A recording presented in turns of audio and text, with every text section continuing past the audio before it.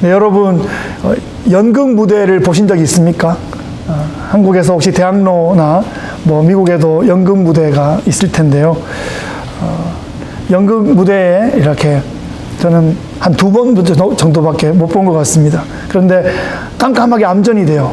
그러다가 조명이 하나 탁 켜지면 무대에 한 명이 서 있습니다. 무대 중간에서 핀 조명을 딱 받으면서 한 명이 서서 말을 시작하면 모두가 시선을 집중하고 귀를 쫑긋 기울입니다. 나레이터가 이렇게 말합니다. 오늘 여러분께 특별한 한 분을 소개합니다. 그분은 다윗의 아들이시고 예루살렘 왕이었던 분입니다. 귀한 강사님을 박수로 맞이하겠습니다. 박수. 그렇게 하니까 나레이터는 이제 무대 뒤로 들어가고 다시 스팟라이트가 켜지고 그 무대에는 전도자라는 닉네임을 가진 주인공이 홀로 무대에 서 있습니다. 그는 우리가 예상하는 대로 솔로몬일 수도 있고 솔로몬의 역할을 맡아 있는 사람일 수도 있습니다. 그는 그의 첫 마디를 이렇게 시작합니다. 헛되고 헛되며 헛되고 헛되니 모든 것이 헛되도다. 해 아래에서 수고하는 모든 수고가 사람에게 무엇이 유익한가? 이렇게 대사를 시작하고 있습니다. 이 전도자는 자신의 경험이 담긴 진실한 독백을 시작하고 있습니다.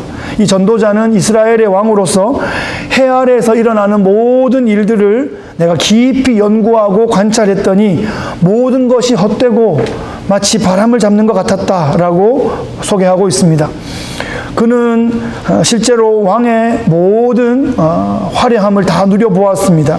날마다 파티가 벌어졌습니다. 모든 쾌락을 다 누려보았는데 결국은 헛되었다 이렇게 말하고 있습니다. 그는 또 열심히 일해봤고요. 열심히 건축도 해봤고요. 치열하게 그렇게 경쟁도 해보았는데 결국 모든 것이 다 헛되었다 이렇게 말하고 있습니다. 많은 인기를 얻었고 많은 나라에서 아주 금은 보화를 가지고 한번 만나달라고 그렇게 몰려오고 그랬었는데 그것도 결국 다 헛되었다라고 말하고 있습니다. 지금 이 전도자는 그 앞에 있는 관객들을 혼돈에 빠뜨리고 있습니다. 열심히 하면 성공한다는 이야기를 듣고 싶었는데 열심히 해도 소용없다라는 얘기를 하고 있습니다. 지금 이 전도자는 지난주에 우리가 살펴보았던 그 잠언의 수준을 뛰어넘는 이야기를 하고 있는 것입니다. 인과응보나 권선징악을 뛰어넘는 고차원적인 이야기를 하고 있습니다. 인생은 계획대로 되지 않고 열심히 한다고 되는 것도 아니다 이런 얘기를 하고 있습니다. 그렇다면 인생은 그저 우연의 연속인 것입니까? 인생은 분명히 이해되지 않는 부분이 있습니다. 혼란스러운 부분이 있습니다. 인생은 공평하지 않은 것 같습니다. 인생은 억울한 일이 많은 것 같아요. 어릴 때 많은 형제들 중에 자라면 모두 다 억울함을 느낍니다. 막내는 어려서 항상 억울하고요. 마지는 책임이 커서 억울합니다. 중간에는 애매해서 또 억울한 면이 있습니다. 어린 시절 저희 사남매가 지내는데 나름 억울해서 다들 속상해하고 있으면 어머니께서 이렇게 말씀하셨어요. 억울하면 출세를 해라. 제가 그때는 이게 무슨 말인가 그 어린 마음에 이게 무슨 성경적인 얘기인가 싶었더니 나중에 크고 보니까 어머니 학창시절에 유행했던 그 영화 제목 드라마 제목이었던 것 같아요. 억울하면 출세를 해라. 저는 이 노래는 모르고 그냥 이 말만 기억합니다. 그런데 정말 출세라면 이 솔로몬만큼 한 사람이 없었을 텐데 솔로몬이 자기가 지나온 세월을 돌이켜보면서 헛되다 이렇게 말하고 있어요. 여기서 헛되다라는 말은 아무런 의미가 없다 이런 말은 아닙니다. 확실하지 않다 이런 뜻입니다. 마치 아침 안개와 같이 손에 잡히지 않는 불확정성의 인생이다 이렇게 말하고 있습니다. 여러분 인생은 분명히 그런 영역이 있죠. 나는 남한테 피해주지 않고 나름 선하게 잘 살아왔다고 그렇게 생각해 왔는데 뜻하지 않은 공경에 처할 때가 있습니다. 인생은 더하기 빼기 사칙연산으로 되지 않는 고차방정식의 영역인 것 같습니다. 마치 수수께끼 같은 영역이 있습니다. 밤새도록 고민해도 1cm도 전진할 수 없는 그런 난제가 우리 인생 가운데 있습니다. 내가 예수를 믿고 있는데도 때로 흔들리기도 하고, 때로 실족하기도 하고, 때로 감정이 컨트롤 안 되기도 하고, 때로는 우울감에 빠질 때도 있습니다. 예수 믿으면 항상 기쁘고 항상 감사하고 항상 파이팅 넘쳐야 될 것 같은데 그렇지 않을 때가 있습니다. 어떻게 된 일일까요? 나는 예수를 안 믿고 있는 것인가요? 예수를 믿는데도 때로 이렇게 답답한 마음이 있는 것은 정상인가요? 정상이 아닌가요? 예수 믿는 사람도 우울증에 걸릴 수 있을까요? 예수 믿는 가정에서 사춘기와 사춘기는 갱년기입니다. 예, 사춘기가 싸우면 누가 이길까요? 뭐 그런 고민을 한다는 것 자체가 참 괜찮은가 이런 고민을 합니다. 오신다던 예수님은 언제 오시는가 이런 생각이 들기도 합니다. 예수님은 이런 혼란함 가운데 있는 우리들의 마음을, 감정을 다 아십니다. 다 헤아리고 계십니다. 요즘 우리 토요일날 시편 23편을 하고 있는데, 우리 영혼이 날마다 푸른 풀밭 잔잔한 시냇물가에만 있는 것이 아니라 내 영혼이 소생될 필요가 있다는 것입니다. 사망의 음침한 골짜기로 걸어가야 되는 그런 시기가 있다는 것입니다. 구출이 필요한 상황에 우리가 처할 때가 있다는 것입니다. 그런 모습이 신앙생활이 아닌 것이 아니라 선한 목자의 양 때도 그러할 때가 있다는 것을 성경은 말하고 있고 하나님은 알고 계십니다. 여러분, 지난주에 잠언의 핵심적인 주제에 대해서 나눴습니다. 잠언을 통해서 지혜이신 예수 그리스도를 만나고 성경 읽기를 통해서 예수님의 마음을 품고 예수님을 닮아가기로 결단하자, 이런 말씀을 함께 나눴습니다. 새해가 지나고 이제 한 주간, 두 주간, 이제 세 주간째를 맞습니다. 그렇게 만만하지 않은 것 같습니다. 우리가 주일 예배에 은혜 받으려고 모이고 또 사모하지만 때로는 길가밭에 떨어진 씨앗처럼 새가 쪼아 먹을 때도 있습니다. 때로는 돌짝밭에 떨어진 그 씨앗처럼 뿌리가 금방 나는데 더 내리지 못하는 경우도 있습니다. 때로는 가시덤불 밭에 떨어진 씨앗처럼 좀 자라는 것 같은데 기운이 막 빼앗겨서 시들해지는 경우도 있습니다. 내 마음이 날마다 옥토밭 같으면 좋겠는데 그렇지 못한 것 같습니다. 우리의 마음밭은 지속적으로 관리되어야 합니다. 우리 부모님 때부터 그렇게 갖고 온 밭이라고 해서 그냥 항상 정갈한 상태로 있는 것은 아닙니다. 모태신앙의 마음밭도 방치해두면 엉망이 될 수 있습니다. 아들들만 있으면 거실과 주방이 하루 만에 엉망진창이 됩니다. 왜 거실이 깨끗하고 주방이 정돈되어 있을까요? 엄마가 있어서 그렇습니다. 엄마의 손길이 닿았기 때문에 질서가 있는 것이지, 건드리지 않으면 무질서로 갑니다. 그것이 과학의 법칙에도 있습니다. 엔트로피 증가의 법칙, 연력학 제2법칙, 그것은 가만히 두면 무질서가 증가한다는 것입니다. 점점점 질서 있는 방향으로 가는 것이 아니라 점점점 흐트러진다는 것입니다. 그런 면에서 진화는 아닌 것이죠. 점점 정교해지는 것이 아니라 점점 흐트러지기 때문에, 창조가 가장 완벽했기 때문입니다. 여러분, 구원받은 사람은 더 이상 예배할 필요가 없는 사람들이 아니라 구원받은 사람이 예배할 수 있는 사람인 것입니다. 하나님이 주시는 은혜의 단비를 오늘도 우리가 받고, 은혜 햇살을 오늘도 우리가 누리고, 옥토밭은 마음밭에 귀한 열매 맺으시기를 예수 그리스도의 귀하신 이름으로 축복합니다. 아멘. 여러분, 이 무대에서 독백을 하고 있는 이 전도자는 신앙인입니다. 불신자가 아니라 모태신앙인이에요. 아버지도 왕이고 아들도 왕인 이스라엘의 최고의 금숟가락을 물고 태어난 사람입니다. 그가 하고자 하는 것에 거칠 것이 없었습니다. 자신의 모든 자원을 성화를 위해 사용할 수도 있고 타락을 위해 써버릴 수도 있는 그런 위치에 있었습니다. 솔로몬은 자신에게 있는 그 엄청난 자원들을 자신의 자유의지를 통해서 하나님께 영광 돌리는 방향으로 처음에는 갔는데 후반에는 그렇게 가지 못하고 자신도 부끄러움을 당하는 그런 위치에 갔습니다. 그랬던 그가 그 먼 길을 돌아와서 우리 앞에 서서 지금 독특하고도 충격적인 방식으로 인생 특강을 전해주고 있는 것입니다. 내가 다 해봤더니 헛되고 헛되더라, 이런 말을 하고 있습니다. 그의 독백은 우리에게 깊은 생각할 거리를 던져주고 있습니다. 더 깊은 신앙의 차원으로 나아가도록 우리를 이끌어주고 있습니다. 단단한 음식 같은 이 전도서를 우리가 잘 씹어 소화한다면 우리의 신앙에 큰 보약이 될 것입니다. 우리가 읽은 본문은 전도서 12장 마지막 본문입니다. 그러니까 이 전도자가 12장이나 되는 긴 이야기를 하고 난 다음에 다시 나레이터가 나와서 정리하면서 클로징하는 바로 그 부분입니다. 나레이터가 전도자에 대해서 코멘트하고 있습니다. 오늘 본문 9절 10절 말씀을 풀어보자면 이렇습니다.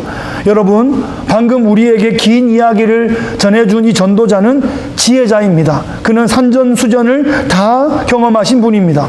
그는 이 모든 것들을 정직하게 기록했습니다. 이 모든 기록이 우리의 신앙의 여정에 큰 도움이 되기를 바랍니다. 이렇게 말하고 있어요. 여러분이 전도서를 한마디로 표현하자면 우리 인생의 오답노트다, 그렇게 표현할 수 있습니다. 우리가 틀린 것들, 우리가 실수한 것들, 맞췄는데 어떻게 맞췄는지 모르고 맞춘 것들, 그런 것들을 모아놓은 비법 노트가 오답노트입니다. 이 오답노트는 시험을 치르는데 아주 요긴한 비장의 무기가 됩니다. 여러분, 맞는 문제는 계속 맞추고 틀린 문제를 틀리지 않으면 시험에서 승리하는 거 아니겠습니까? 우리의 신앙의 더 깊은 차원으로 나가고자 하는 분은 이 전도서를 꼭 뚫어내시기 바랍니다. 그런데 이 전도서뿐 아니라 성경 전체가 우리 인생을 향한 오답노트의 그런 역할을 한다는 것입니다. 구약 성경은 아담의 실패와 이스라엘의 실패를 고스란히 담고 있습니다. 복음서에는 우리가 실수하는 제자들의 모습들, 예수님을 보고 놀라는 모습, 또 심지어 예수님을 버리고 도망치는 그런 제자들의 모습을 발견합니다. 바울이 13권이나 되는 이 바울 서신을 쓴 이유가 무엇입니까?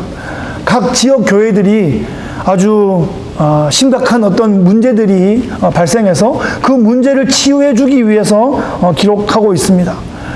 그래서 초대교회는, 성경에 나오는 초대교회들은 완벽한 교회들이 아닙니다. 네. 말씀 붙잡고, 정말 복음 붙잡고, 예수 그리스도의 그 죽으심과 부활을 붙잡고 모든 어려운 문제들을 극복하려 하는 그런 교회들의 모습인 것입니다. 성경은 성공담들을 모아놓은 것이 아닙니다. 우리 신앙의 오답노트이다, 이렇게 볼 수 있겠습니다. 우리가 오답노트를 꼼꼼하게 읽어나가면서 길과 진리와 생명 되신 예수 그리스도의 길로 계속 교정받아서 천국 가는 길로 꾸준히 함께 걸어가는 것이 신앙의 여정이 되겠습니다. 오늘 여러분, 우리 교회 주보를 보시면, 주보를 보셔서 한 장을 딱 넘기면 맨 위에 어떻게 되어 있냐면 2023년 1월 15일 통권 3권 3호라고 되어 있습니다. 3권 3호는 3년차 세 번째 주보라는 의미입니다. 벌써 3년차가 되었어요. 1년차는 온라인으로 모이다가 저희 가정이 템파로 내려와서 호텔에서 계속 모였던 시기가 1년차였습니다. 씨가 뿌려지고 또 땅이 갈아엎어지던 그런 시기였습니다. 2년차는 작년 1월 첫 주부터 이 자리에서 모였던, 그러면서 제가 PCA 교단에 가입하고 또 교회가 PCA 한인 동남부 노회에 소속되면서 5월 15일 날 창립 예배를 드렸던 그랬던 기간이 작년입니다. 올해는 이제 우리가 3년차가 되어서 하나님의 새로운 인도하심을 바라면서 약속의 땅으로 함께 민수기 행진을 해나가고 있는 것입니다. 올 한 해 우리가 시편 23편의 고백처럼 주님께서 우리의 목자가 되어주시기 때문에 우리에게는 부족함이 없습니다 라는 고백을 함께 해나가기를 소원합니다. 그래서 2023년은 우리가 꼭 함께 성경 통독을 했으면 좋겠습니다. 지난 주간은 야곱의 인생과 요셉의 인생에 대해서 우리가 함께 읽어보았습니다. 야곱의 인생을 보면 어릴 때는 형을 속이고 커서는 아버지를 속이다가 나중에는 외삼촌한테 속습니다. 그러다가 다시 외삼촌을 속이고, 그렇게 속고 속이는 그런 인생이었습니다. 야곱의 인생을 보면 야곱의 이야기가 왜 그렇게 기냐 하면 실수와 실패가 많아서, 리커버리가 많아서 그렇게 길어졌습니다. 야곱을 본받아라 그러면 본받을 게 별로 없는 인생 같습니다. 그런데 야곱의 인생을 세심하게 뜯어보면 주목할 몇 장면이 보입니다. 우리가 지난주에 읽었던 장면들이에요. 형을 피해서 광야로 도망가다가 외삼촌 집에 가는 길에 광야에서 돌베개를 베고 잠이 듭니다. 그러다가 하나님을 만나죠. 그 자리에 기름을 붓고 여기가 하나님의 집이다, 베델이다 라고 우리가 잘 아는 베델을 거기에 세웁니다. 야곱의 마음 깊숙한 곳에 모태신앙의 은혜가 있었던 것입니다. 또 하나의 장면은 외삼촌 집에서 고생하다가 20년 만에 이제 아내들과 자녀들을 또 많은 소유를 가지고 이제 아버지 만나러 돌아오다가 그 마음에 가장 겁나는 것은 무엇입니까? 형을 만났을 때 어떨까 하는 것이 가장 무서운 거죠. 그러다가 야복강 나루터에서 누군가를 만납니다. 딱 만나자마자 이 사람이 범상치 않은 사람임을 깨닫고 이 사람을 붙잡고 씨름하는 거예요. 예, 밤새도록, 예, 동이 틀 때까지. 아침에 동이 터오르는 걸 봤거든요. 여러분 씨름 해보셨습니까? 씨름? 예, 한국 사람이면 어릴 때 친구들이 붙잡고 막 씨름을 다 해봤을 텐데 정말 용을 쓰고 3분만 붙잡고 있으면 이 팔이 후들후들거려요, 이렇게. 예, 그게 쉽지 않은 건데 저도 이 동이 틀 때까지 붙잡고 있었다고 하니 나를 축복하지 않으면 내가 보내주지 않겠다고 하는 이 간절한 악착 같은 그 마음, 하나님께서 그 마음을 받으셨다고 믿습니다. 여러분, 오늘 제가 놀라운 사실을 한 가지 알려드리겠습니다. 하나님의 사람을 붙잡고 동이 틀 때까지 밤새도록 씨름했던 그 야곱의 나이가 몇 살이었을까요? 우리는 씨름했다 그러니까 몇 살쯤 됐을까? 여러분, 나이를 앞으로 추적해보고 뒤로 추적해서 맞춰보면 그때 야곱의 나이가 90이 넘었습니다. 진짜입니다. 지난주에 나이를 혹시 확인해 보셨으면 바로를 만났을 때 나이, 요셉과의 나이 차이, 그리고 역으로 추적해보면 90이 넘은 나이입니다.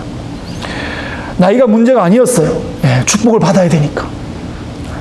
오답투성이 같은 이 야곱의 인생이지만 하나님의 은혜를 간절히 사모할 때 이스라엘이라고 이름이 바뀌고 이스라엘의 조상이 되는, 자신의 12아들이 이스라엘의 각 지파의 족장이 되는 그런 은혜를 누리게 됩니다.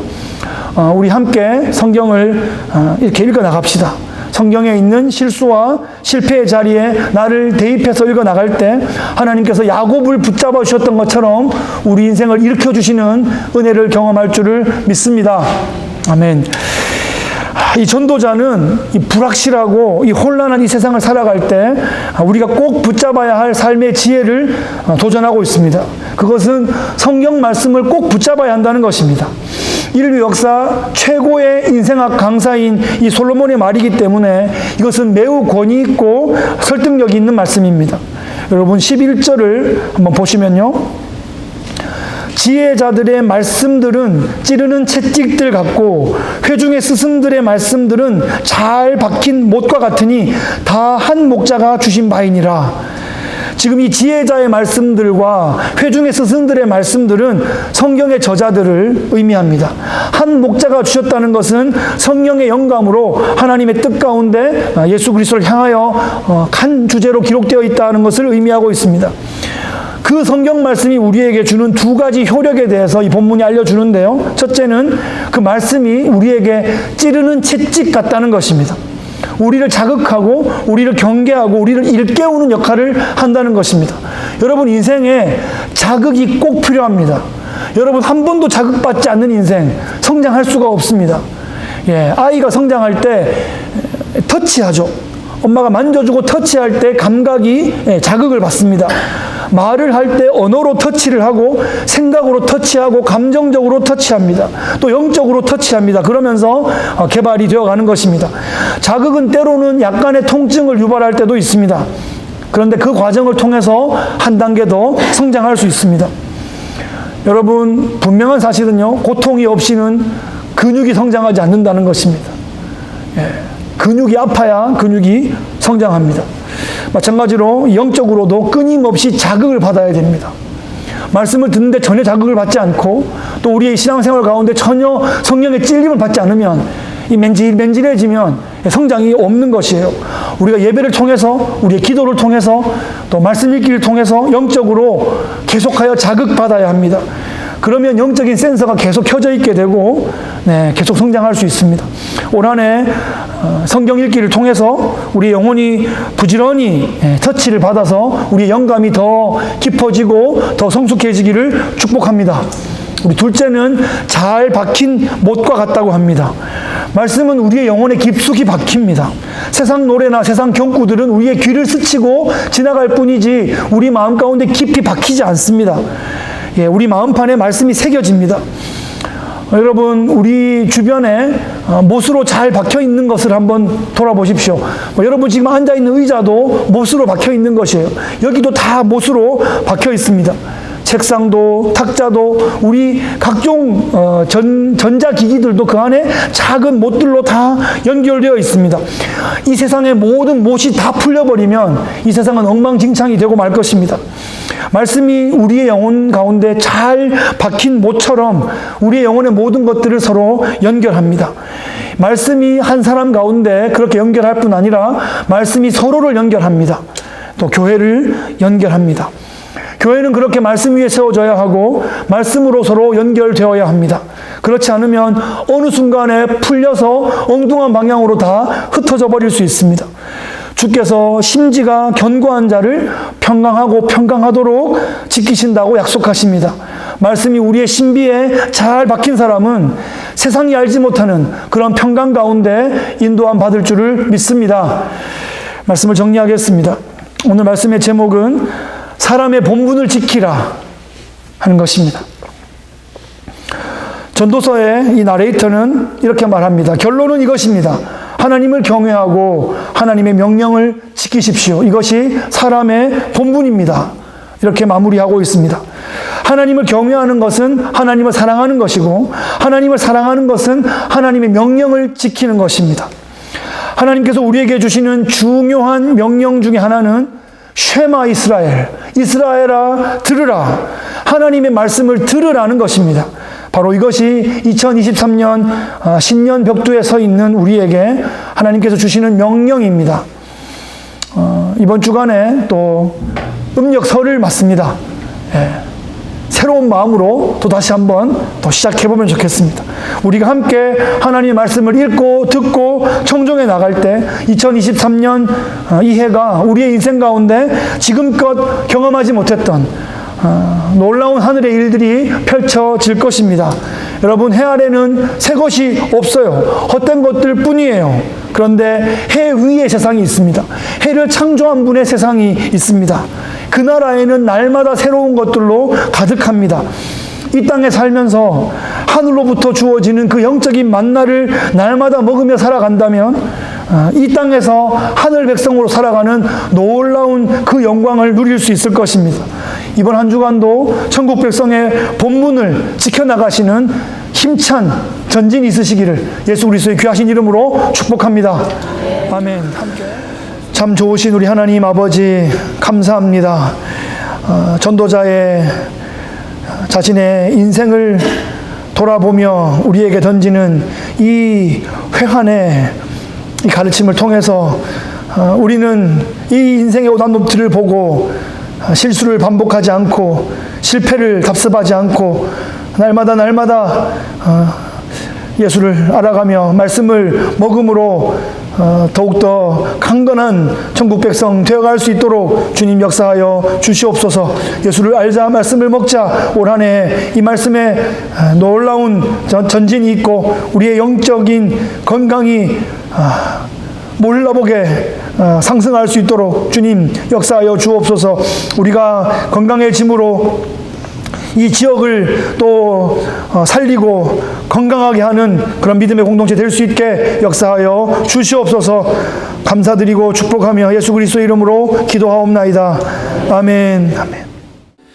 And he walks with me and he talks with me and he tells me I am his own.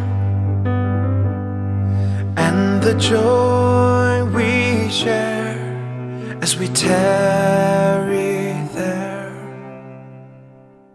none other has ever known.